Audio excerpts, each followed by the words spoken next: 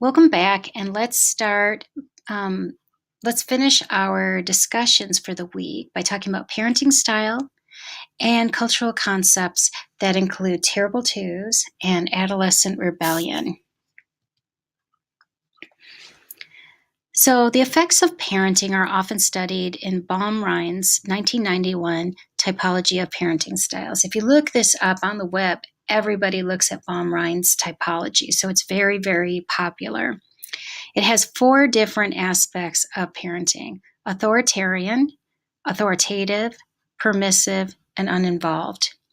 As you can see from this slide, authoritarian is parent-centered, high demands, strict rules, little open parent-child dialogue.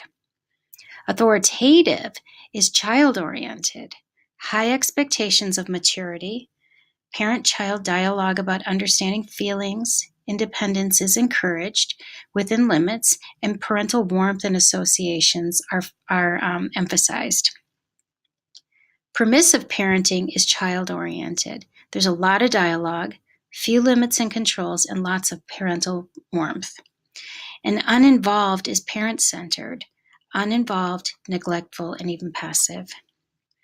Research with populations from Western cultures usually find that authoritative, the child-oriented parenting, produces the most positive results in children in terms of school achievement, perceived parental warmth, autonomy, and self-reliance.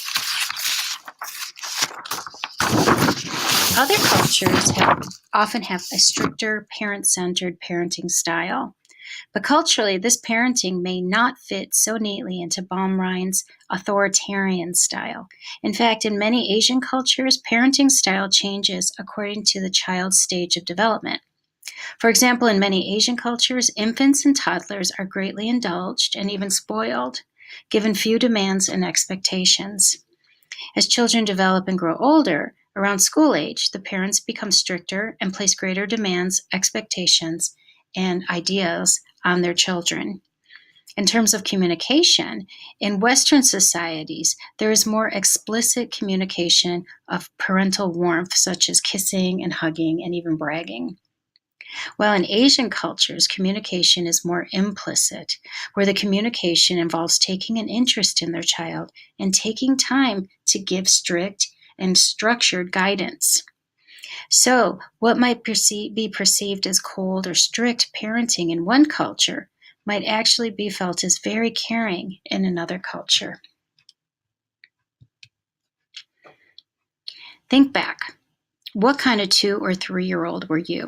Were you anything like this little guy in the picture?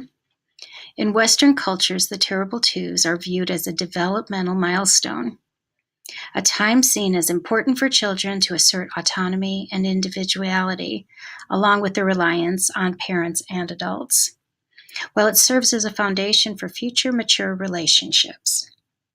So it's a good thing, even though it's a terrible two thing.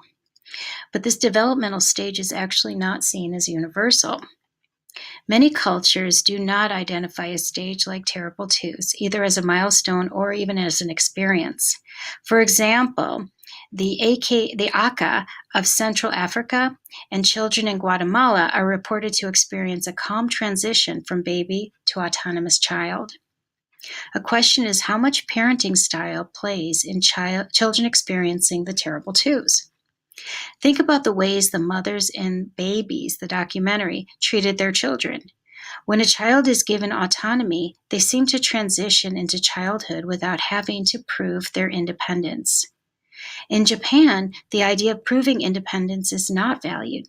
Japanese parents foster their child's learning toward accommodating to others and becoming part of a social group, not to exert independence or self-assertiveness. Of course, that's a huge, huge generalization, but in terms of looking at a cultural all over the place, in terms of generalizing, that's what they see.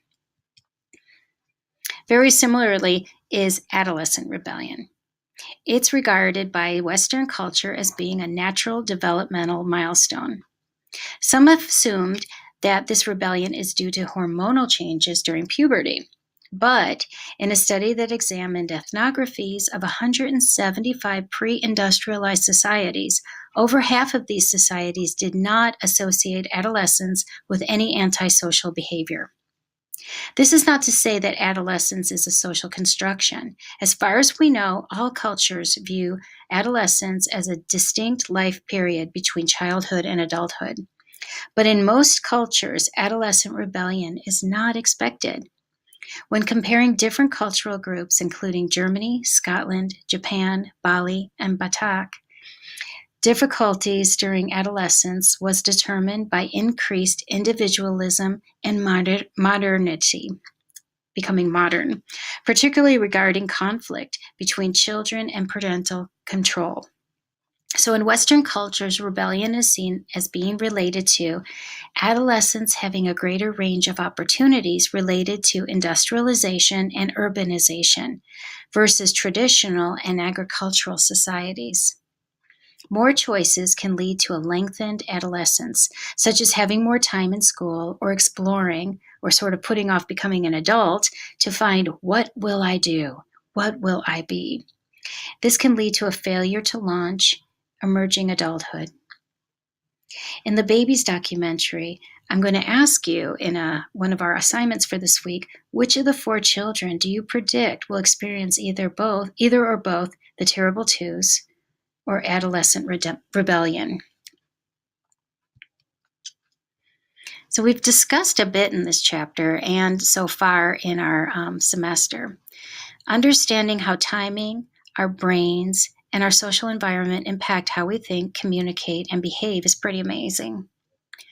Cultural differences in socialization experiences, particularly parenting, are indeed pervasive and come to engender larger cultural differences as one grows up.